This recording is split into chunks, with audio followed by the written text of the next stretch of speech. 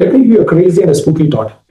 Did you know that the current US dollars that are getting issued by the Federal Reserve is like infinitesimally small compared to the US dollars that are created in a region that is outside the realm of Federal Reserve in other parts of the world like Dubai, London, etc.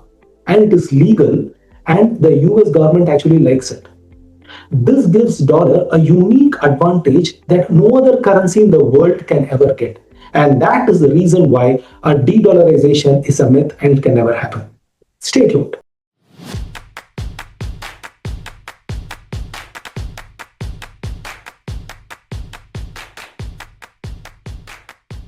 You see the headlines everywhere. The US dollar is finished. It's on its last legs. But what if that whole conversation is missing the real story?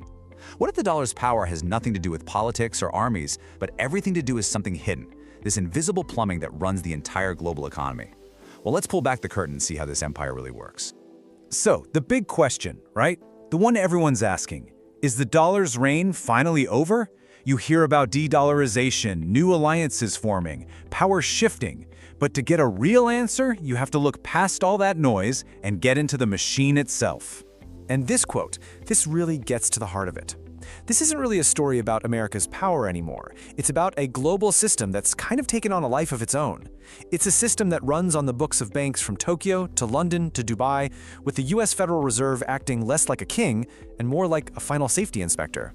And that brings us to the core idea of this whole explainer, and you're going to hear this again and again. The dollar's dominance today, it's about plumbing, not politics. It's this vast, deeply interconnected network of financial pipes that is just incredibly difficult to replace. So how on earth did we get here? Well, it all started with the rise of something called the Eurodollar system, which is just a fancy way of saying US dollars held in banks outside the United States. And this completely changed the game. Before Eurodollars, the dollar was just American money, right? The Fed controlled it. But afterwards, it became this global accounting unit, created and settled by banks all over the world, pretty much outside of direct US control. And here's the result. The dollar literally transformed from a government policy into global financial infrastructure. And think about it. You can argue about changing a policy all day long, but you can't just rip out and replace the world's plumbing overnight. It just doesn't work that way. Now, this new infrastructure had a truly revolutionary effect. It completely decoupled the global supply of dollars from the US economy itself. And you gotta understand this next part, because it's absolutely critical. This is how it works. A bank in London, or Tokyo, or Dubai, they can create dollar-denominated credit. They can make dollar loans. And get this, they can do it all without a single new dollar being printed by the US Treasury. This means that even if US politics get messy or its economy slows down, the global river of dollars doesn't just dry up. The system actually feeds itself. So this self-sustaining system creates an unbelievably powerful network effect. See, currencies don't win because of flags or speeches. They win because of what some people call balance sheet gravity. Every single part of the system just pulls you deeper and deeper into using the dollar. So, what would it actually take to replace this system? Well, any challenger would need to replicate all 5 of these pillars. It's not enough to have 1 or 2. You need offshore creation, these huge markets for collateral like US Treasury bonds, round-the-clock funding, trusted settlement, and maybe most importantly, a reliable backstop in a crisis. So let's use this checklist and see how the challengers actually stack up. First up, China's renminbi. A lot of people see it as the #1 contender to the dollar. But when you look at it through this lens of financial plumbing, you find a huge fundamental roadblock. The core issue is this massive paradox. The whole reason the Eurodollar system works is because the US government, decades ago, basically tolerated a loss of control. It let foreign banks create dollars freely. China's entire economic model is built on the exact opposite principle. I mean, just look at the difference here.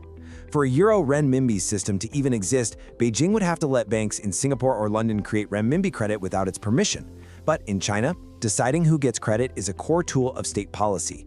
Giving up that control, it's just a non-starter. And then you've got the really practical barrier.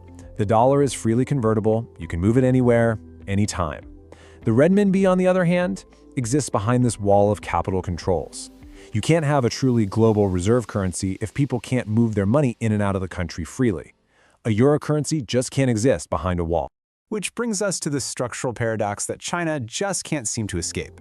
To build a true global reserve currency, it would have to give out the very controls it uses to manage its economy. It can have one or the other, but it can't have both. Okay, so what about the other big challenger we keep hearing about?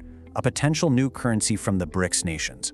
Well, here we run into a different but just as fundamental problem of infrastructure. You know, creating a new currency, giving it a name and a cool logo, that's the easy part.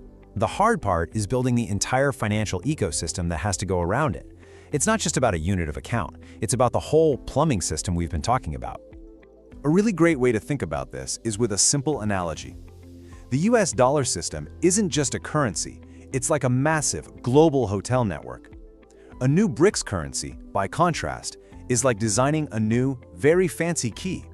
The Dollars Hotel Network has absolutely everything. It has the biggest selection of rooms that everyone in the world trusts. That's your US Treasury collateral.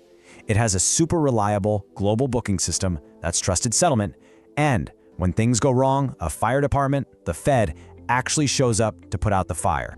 Now this proposed BRICS currency, it might be a very well-designed key, but what good is a key if there's no giant hotel network to use it in? There's no single, deep pool of trusted collateral, no 24/7 funding market, and this is the big one, no agreement on who the fire department is when a crisis hits. So when you put it all together, it becomes really clear that replacing the dollar isn't some simple political decision. It's a colossal financial engineering project that operates on the level of global balance sheets.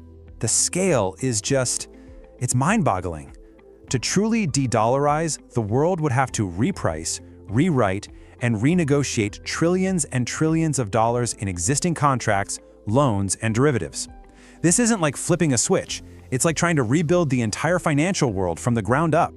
It helps to think about this as the third great era of money. First, you had gold, and that was controlled by whoever had the biggest vaults. Then, you got national fiat currencies, which were controlled by government laws. Today, we're living in the era of the dollar, which is ultimately controlled by the cold, hard logic of these interconnected global balance sheets. So what's the whole story in a single sentence? Well, the Eurodollar system transformed the dollar from just being America's money into the world's self-sustaining credit plumbing, a system that runs on its own, but ultimately relies on the trust of US institutions to settle the final tab. So, while the political map might shift and turn, the financial plumbing underneath it all remains incredibly deep, incredibly entrenched. And that leaves us with the real question for the future. If this system is so hard to change, what does that actually mean for the next 50 years of global finance?